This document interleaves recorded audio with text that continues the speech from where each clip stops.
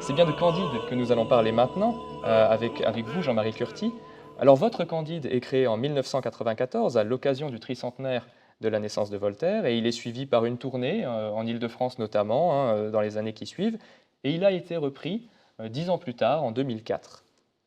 Votre musique, je le précise quand même, est mise en scène par Vincent Tavernier sur un livret de Colette Tomich, ou devrais-je dire peut-être un livret de Voltaire lui-même, puisque je crois que le texte, c'est celui de Voltaire.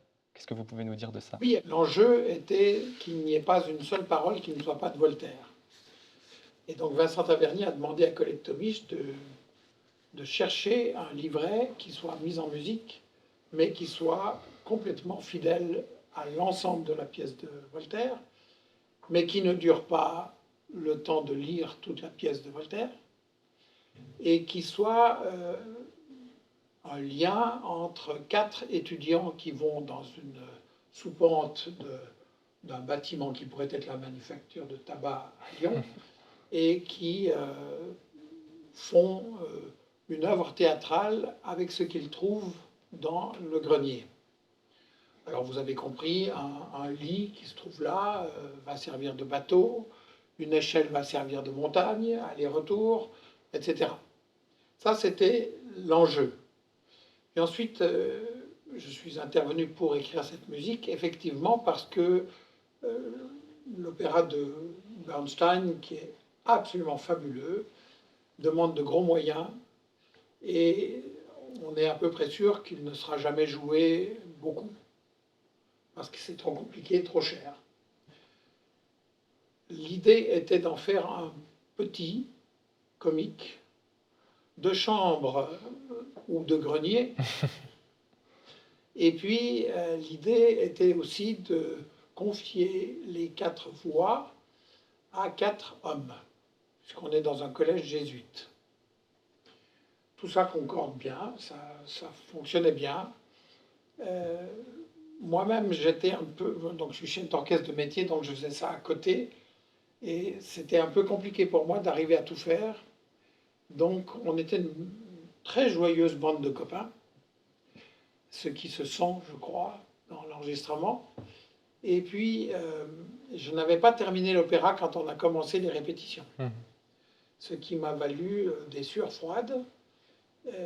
Et j'ai terminé à écrire l'opéra pendant les répétitions. Si bien qu'il fallait quand même un peu de temps pour répéter les premières scènes afin qu'on puisse terminer l'écriture. Mais la dernière scène, elle est pas mal non plus. Elle a demandé beaucoup de temps. Et nous avions une pianiste absolument fabuleuse qui a accepté de transcrire au piano cette horrible partition pour percussion. Et puis les chanteurs, pour eux, c'était un challenge incroyable, parce que tous les chanteurs d'opéra ont l'habitude d'avoir un orchestre qui donne des notes réelles avec l'octave juste et avec un fond de cordes ou de vent qui donne une assise. Tandis que là, c'est un vibraphone, c'est des claves, c'est un xylophone. Bon, j'ai quand même mis une contrebasse, mais je défie un haut de contre de trouver sa note quand on entend la contrebasse sur un mi grave. C'était un vrai défi pour les 4 chanteurs que d'arriver à faire cet opéra. En plus, Vincent Tavernier, qui est un homme très, très doué en théâtre et en beaucoup de choses, c'est un homme qui n'a pas ménagé ses forces et a demandé vraiment beaucoup aux 4 comédiens. Tout le monde s'est prêté à ce jeu-là, ça a été une tournée magnifique. En fait, moi, il n'y a que 2 opéras dans lesquels je redoutais d'aller aux répétitions, mais vraiment je redoutais. Ouais. Parce que nous avons un muscle ici que théoriquement on ne ressent pas, qui est le diaphragme, et qui nous permet d'organiser notre respiration. Et quand on a des crampes, le diaphragme fait très très mal. Je n'avais jamais rencontré ça jusqu'à ces répétitions de Candide, où on riait tellement entre nous que moi je ne pouvais plus rester aux répétitions. J'ai dû sortir plusieurs fois parce que j'avais trop mal au diaphragme. C'est arrivé pour Candide et puis c'est arrivé une autre fois avec un autre metteur en scène qui est devenu aussi un grand ami, Serge Lipsic, et c'était avec la belle Hélène d'Offenbach, qui était complètement mise en abîme. Et là aussi, les répétitions se terminaient toujours avec un besoin de sortir. Donc ce Candide nous a beaucoup, beaucoup inspiré. Et puis, donc, François Jacob, lui, il a vu... Non, tu n'as pas vu ce travail, je crois. Pas au départ. Pas ce... Puis après, il a entendu parler de ça, et puis il y a eu un colloque, une réunion que tu as faite, où je suis venu, tu m'as invité. J'avais fait aussi Samson et Dalila, enfin j'avais fait d'autres pièces qui sont en lien avec Voltaire. Et donc tu m'avais invité là à parler de ça. Et puis tu as dit, non mais il faut qu'on refasse Candide, absolument. Il faut qu'on ressorte ça à Genève. Nous l'avions créé donc à Ferney-Voltaire, au Châtelard. Donc nous l'avons fait au foyer du Grand Théâtre. Les chanteurs n'étaient pas tous disponibles, donc il y a eu 3 chanteurs sur 4 qui étaient nouveaux, mais qui se sont prêtés à la même folie, alors que ça n'était pas mis en scène. C'est bien la preuve que le texte de Voltaire, c'est ça que je voudrais, pour conclure, dire, c'est que le texte de Voltaire porte beaucoup plus loin que ce qui est apparent. Et quand on met des comédiens chanteurs à fond là-dedans, ça donne des miracles. Et si vous pouvez écouter un petit bout de cette partition, vous verrez comment les chanteurs s'engagent à fond alors qu'ils ne sont accompagnés que par des percussions et qu'il faut savoir où on met les pieds.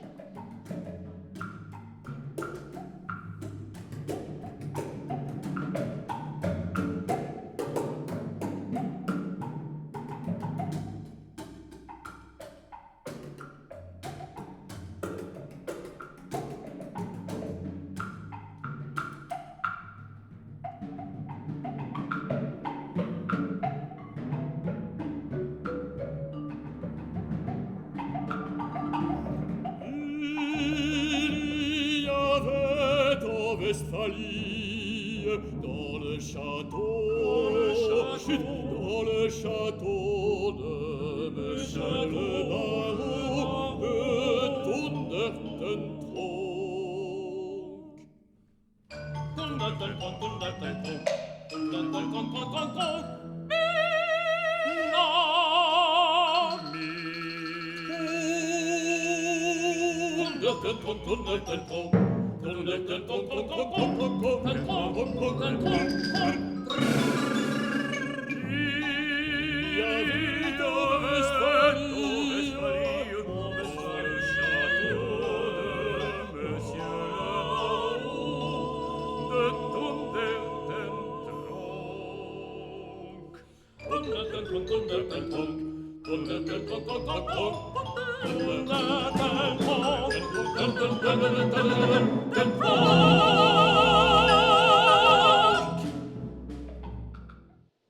Moi, ce qui m'a beaucoup intéressé, c'est comment la musique pouvait donner une lecture colorée du texte de Voltaire. C'est surtout ça, moi, qui m'a intéressé. Je me suis dit, oh là là là, Voltaire, ça c'est un génie. Moi, j'ai absolument rien à dire là-dedans. Puis après, je me suis dit, c'est pas forcément vrai. Il y a quelque chose qu'on pourrait qualifier de couleur. Le sens de la couleur, pour moi, est très important. Je trouve que la musique apporte, oui, une couleur, mais une vision complémentaire. La musique n'est pas faite pour souligner le texte. le texte d'un opéra n'est pas fait pour magnifier une musique. Ce sont deux arts qui sont ensemble et qui se complètent. Voilà pour moi ce qui est...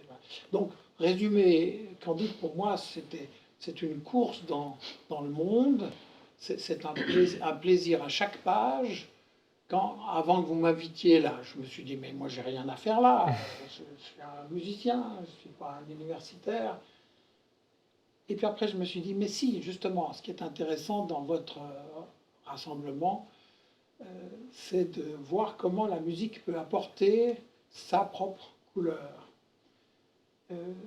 C'est pour moi vraiment la seule chose que je puisse dire sur Candide. Quand j'ai réécouté cet enregistrement que nous avons fait à Genève, justement pour le foyer du Grand Théâtre, je me suis dit, mais on a été complètement fous. Quel âge on avait pour faire ça? Moi qui ai maintenant 75 ans, on était fous là. C'était une douce folie, magnifique. Je voudrais recommencer ça demain. Ça, on le fait. Tout est consterné dans le plus beau et le plus agréable des châteaux possibles. Candide, chassé du paradis terrestre, marcha longtemps sans savoir où. Il se couchait au milieu des champs entre deux sillons. Il marchait pleurant, levant les yeux au ciel. La neige tombait à gros flocons. C'est alors que le roi des Bulgares livra bataille au roi des Avars. Rien n'était si possible à ce bouillon connaît deux armées. Les canons. Canon. Renversèrent d'abord à peu près 6000 hommes de chaque côté. La baïonnette ôta ensuite du meilleur des mondes quelques milliers de coquins. Coquin qui en affectait la surface. Coquin. Candide, qui tremblait comme un philosophe, se cacha du mieux qu'il peut pendant cette boucherie héroïque. Il prit le parti d'aller raisonner ailleurs des effets et des causes. Il gagna un village avare. Que les Bulgares avaient brûlé selon les lois du droit public. Ici, des vieillards criblés de coups regardaient mourir leurs femmes égorgées. Là, des filles éventrées après avoir assumé les besoins naturels de quelques héros. Criaient qu'on acheva de leur donner la mort.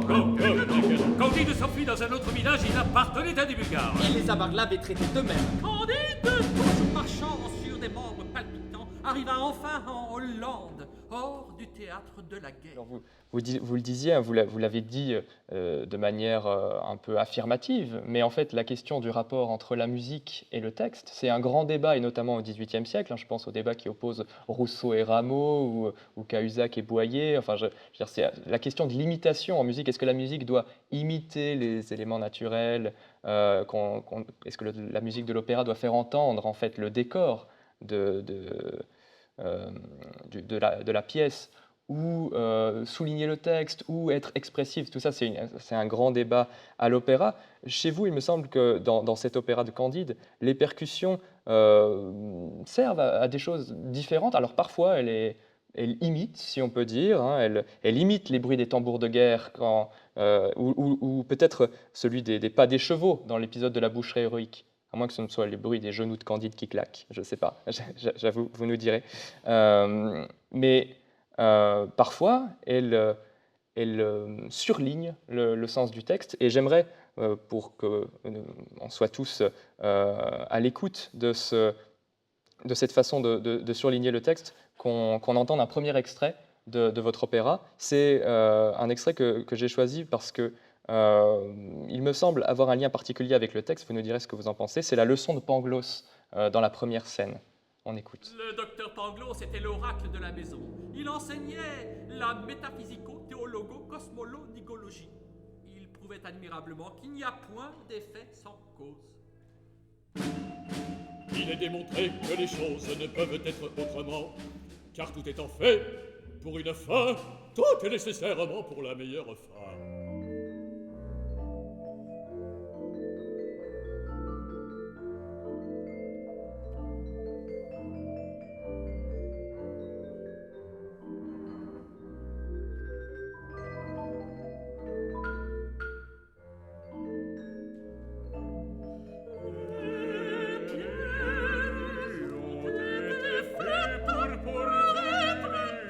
Il n'y a pas d'effet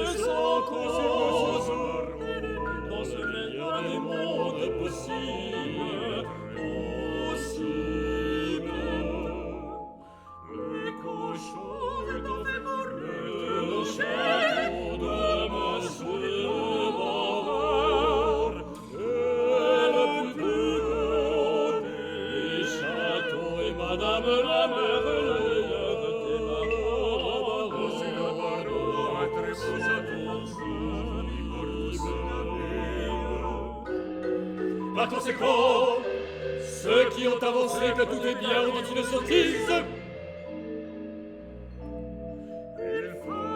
Il fallait dire que tout est au mieux. Tout est au mieux.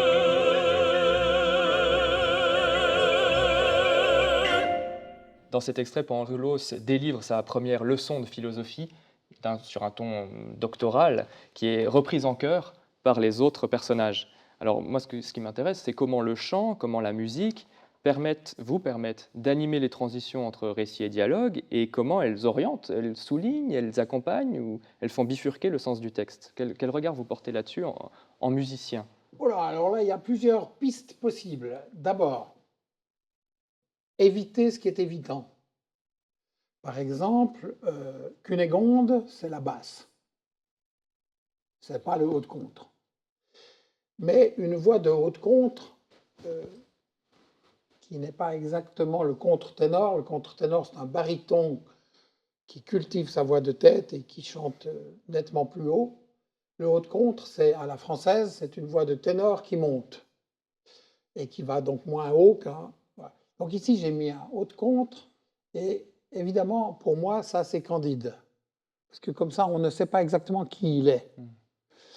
Ce n'est pas une question sexuelle, c'est une question vocale. Si on met un haut de contre avec un ténor, selon la hauteur, on ne saura pas qui chante. Et si on demande au haut de contre de monter, il va se distinguer. Et c'est bien ça qui se passe, par exemple, dans ce passage, c'est qu'à ce moment-là, celui qui récite la leçon, celui qui conduit l'action, c'est le baryton. C'est celui qu'on entend le plus là. Et puis, il y a donc le ténor, il y a le haut de contre, et puis il y a cette fameuse voix de basse profonde qui est Cunégonde. Ça, je trouve ça... C'est un éclairage. Voilà, la musique apporte autre chose, c'est pas évident. Et alors, comment une Cunégonde peut prendre sa place dans ce quatuor? D'abord parce que ce sont 4 personnages, ce sont 4 étudiants chez les jésuites, donc ils doivent se débrouiller entre eux pour être crédibles. Puis ensuite, ce sont des gens habitués à l'esprit d'ensemble, l'esprit d'équipe. On est dans une classe. Donc c'est un peu normal qu'on chante ensemble. C'est pour ça qu'il y a ce quatuor. Et j'ai parsemé tout l'opéra de certains moments où tout d'un coup, il y a une sorte de maxime qui arrive, qui est donc de Voltaire. Par exemple, le travail éloigne de nous 3 grands mots. Ça, c'est un passage où c'est important qu'il n'y ait pas d'instrument et il n'y ait que les voix qui chantent ensemble. Et puis, il faut chanter juste. Et la preuve qu'on chante juste, c'est qu'on finit par un accord parfait. Puis avant ça, on ne sait pas si on est juste. Et la fin, quand il faut cultiver son jardin, ça sera vraiment ça. C'est une espèce de symphonie qui est interminable, qui dure 2 minutes, où chacun chante à peu près n'importe quoi pour l'auditeur. On a l'impression que chacun est dans son truc. On l'entendra. Chacun ah bon, on va entendre ça. Ouais, chacun cultive son jardin et ça finit en sol majeur. Ouais, c'est ça. Et il ne fallait pas se tromper pendant 2 minutes, parce qu'il n'y a pas de roue de secours. Alors ici, il n'y a pas d'effet sans cause. Tout ce qui est dit là, les cochons étant faits pour être mangés, c'est plein de fantaisies comme ça, et on est ensemble à se tenir par la barbichette pour aller ensemble vers la morale finale, qui est donc par conséquent, ceux qui ont avancé que tout est bien ont dit une sottise. C'est parfait. Oui, c'est vrai que nous, moi, mais je pense nous, en tant que littéraire, la question qu'on se pose, c'est comment le musicien qui a le texte de Voltaire sous les yeux en tire une musique qui, quand on l'écoute, nous semble effectivement éclairer le texte, l'accompagner, lui donner de la couleur. Vous disiez tout à l'heure, c'est tout à fait ça. Et à la base, on a quand même les mots. Et c'est cette magie-là qui est vraiment intéressante. ne sais pas si vous avez un mot à ajouter là-dessus. Oui, là, je pourrais dire que si on n'avait pas 4 chanteurs qu'on comprenne bien, qui prononcent à la perfection, cet opéra serait nul. Ça ne fonctionnerait pas du tout. On est obligé de tout comprendre. Il y a des moments, effectivement, où les voix se superposent en disant des choses qui sont extrêmement différentes, qui, dans le texte, forcément, de manière très linéaire, passent les unes après les autres, et là, se superposent, et on a l'impression de rien entendre, et en même temps, ce n'est que le texte de Voltaire. C'est ça qui est très impressionnant. Et alors, donc là, c'était très calculé, ça. C'était pour noyer le poisson. C'est-à-dire qu'il y a des phrases qu'on aimerait ne pas entendre. Donc, je mets le baryton un peu plus fort pour qu'on n'entende pas ce que dit le ténor. Mais le ténor est jaloux.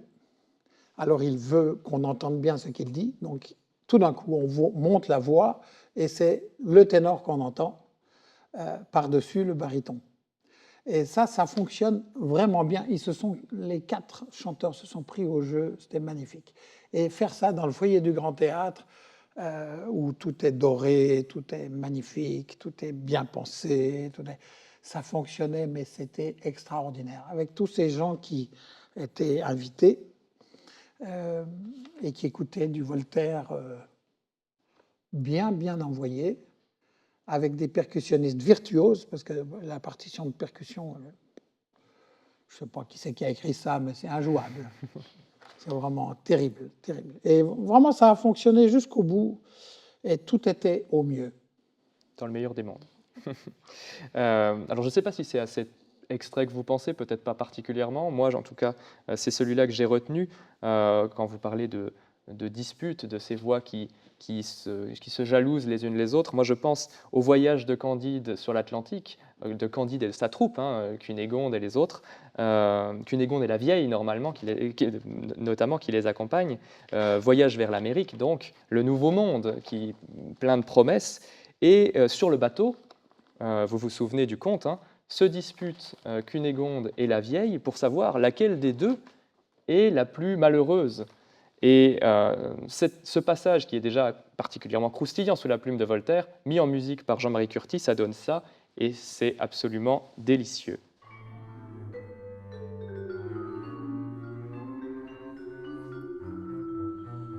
Tout ira bien, La mer de ce nouveau monde vaut déjà mieux que les mers et de les notre plus monde. calmes, les vents plus constants. C'est certainement le nouveau monde qui est le meilleur des univers possibles. Dieu le veuille. J'ai été si horriblement malheureuse dans le mien que mon cœur est presque fermé à Vous l'espérance. vous plaignez, hélas, vous n'avez pas approuvé des fortunes telles que les miennes. Je suis né Je baronne. suis fille du pape Et je suis Urbain X cuisinière. et de la princesse de Palestine. À 15 ans, j'ai été menée esclave au Maroc avec ma mère. J'ai été violé par la soldat J'ai bulgare. été violée presque tous les jours. Mais passons, ce sont des choses aussi communes qu'elle ne va pas la peine qu'on en parle. J'ai vu égorger mon père et couper ma mère par nos seaux. J'ai vu ma mère tirer J'ai à 4 connu soldats, des tremblements déchirés, de terre. Je ne coupés, crois pas massacrés que vous par puissiez des l'emporter hommes si qui haut. se la disputaient.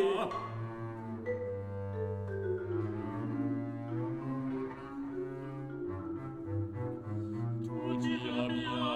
La mer de ce nouveau monde vaut déjà mieux que les mers de Et les notre plus monde. calmes, les vents plus constants.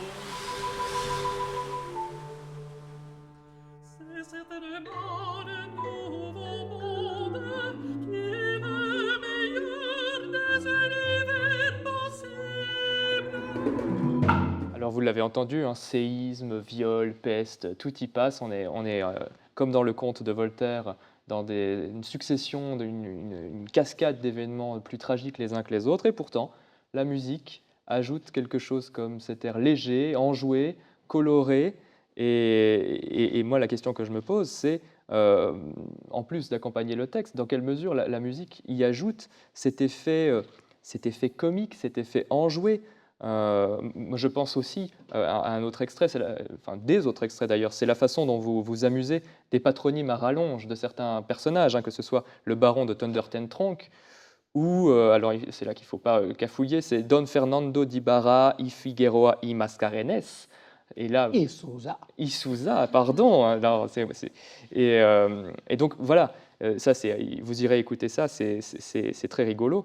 Et donc je me demandais si c'était un des sens de comique qu'on pouvait entendre dans l'opéra comique ou comment le conte se prête à cette forme d'humour musical. Alors là, il faut dire que j'ai rajouté une couche. Et que sous ce côté un peu humoristique, il y a une contrainte terrible pour les chanteurs qui consiste à chanter de façon aléatoire, mais à 5 temps et en dialogue.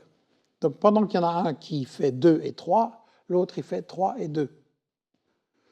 Et la percussion, c'est implacable.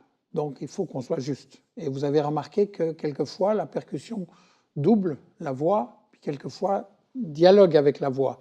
Tadam, pa, ti, pa, pa, pam, pa, ti, pa, pa, pa. Voilà, des choses comme ça, c'est repris à la percussion, et si le chanteur n'est pas juste, ça s'entend tout de suite.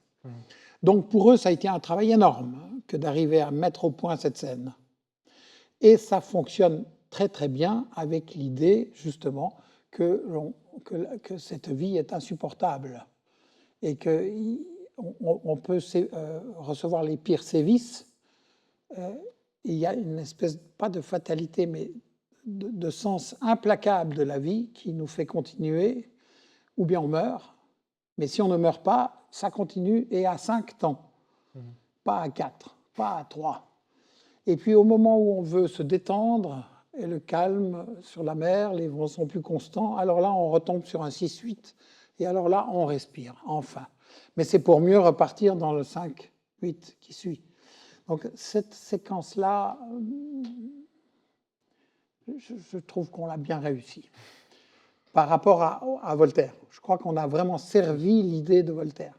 Mais c'est vrai que ça donne une ambiance différente, ça paraît léger, et s'il y en a qui font un peu de musique, vous avez vu la rigueur qu'il y a là-bas derrière pour arriver à mettre ça en boîte à 5 temps.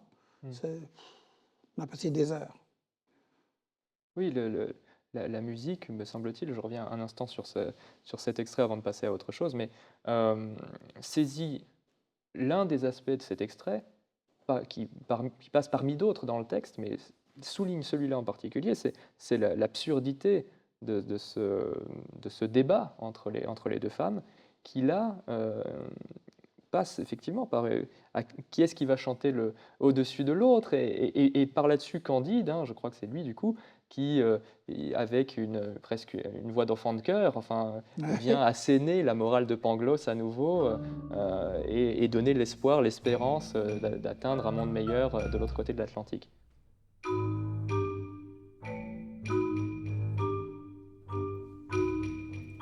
Enfin, on aborda dans Buenos Aires.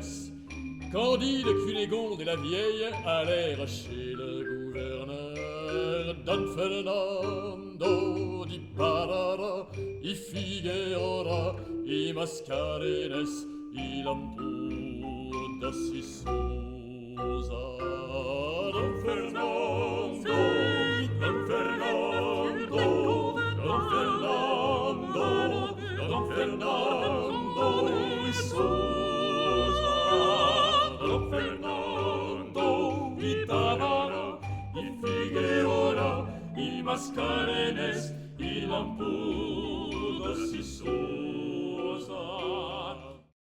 Notre journée s'appelle Rejouer Voltaire au théâtre. Est-ce que Voltaire a à nouveau sa place à l'opéra? Est-ce que votre Candide est un acte isolé?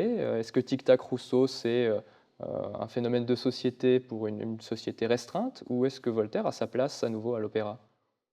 Vous me posez la question. Alors moi, je pense qu'il a non seulement sa place, mais qu'il a une tradition. Parce qu'on ne parle que de nous, là, mais il y a plein d'autres personnes qui ont fait d'abord Bernstein. Bien sûr. Le Candide de Bernstein est un pur chef-d'œuvre. C'est très difficile à faire, c'est compliqué au point de vue financier. Bon, d'accord, mais c'est Bernstein. On ne peut pas remplacer Bernstein. Quand on a vu West Side Story, Candide, ça paraît un peu simple. Ma foi, c'est un grand bonhomme, Bernstein, donc il a fait un grand opéra. Mais il y en a d'autres. Il y a Oui, il y a Paul Méfano qui a Voilà. fait Micromégas, Dont qui on était parlera un venu peu tout à l'heure, à oui. Genève également, et puis Philippe Fénelon également, qui avait créé quelques opéras importants à Bastille et qui a fait, il y a 3 ou 4 ans, un Flaubert et Voltaire. Tous les événements sont enchaînés dans le meilleur des mondes possibles.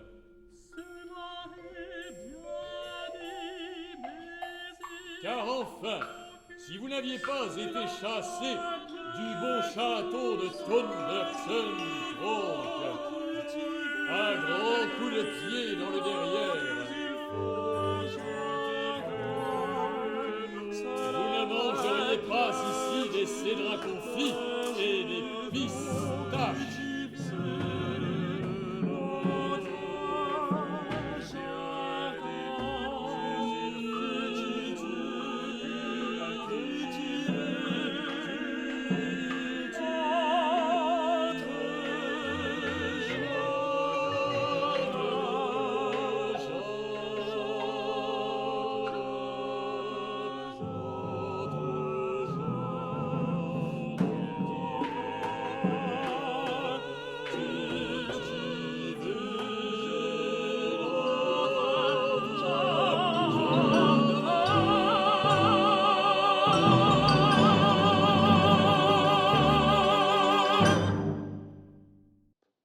Et puis, comme la morale de l'histoire a été donnée par un derviche venant de Turquie, j'ai essayé de mettre un petit rythme turc que vous avez entendu, mais qui ne donne pas des sons précis, c'est-à-dire il n'y a pas de notes pour se repérer.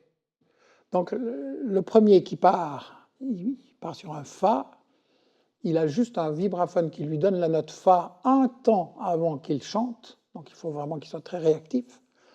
Puis après, chacun prend sa voix sur le Fa qui a été donné, et ça dure tout ce que vous venez d'entendre, et on doit finir juste. Ça, c'est la morale musicale que je me suis dit, voilà ce que je peux apporter en contre-champ. Il ne faut pas souligner le texte. Il faut que chacun cultive son jardin, et donc je cultive ma voix, et je suis sûr que j'ai raison.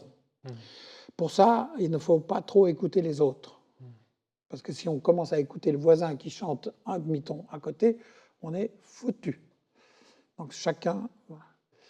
Mais, du point de vue de la société, Hervé, tu en sais quelque chose, ça ne marche pas. Moi, je pense qu'on doit écouter les autres. Je pense qu'on doit être sensible à la misère des autres. Et ça, c'est peut-être pour un prochain opéra. C'était la conclusion de Candide, ce sera aussi notre conclusion. Merci Jean-Marie Curti.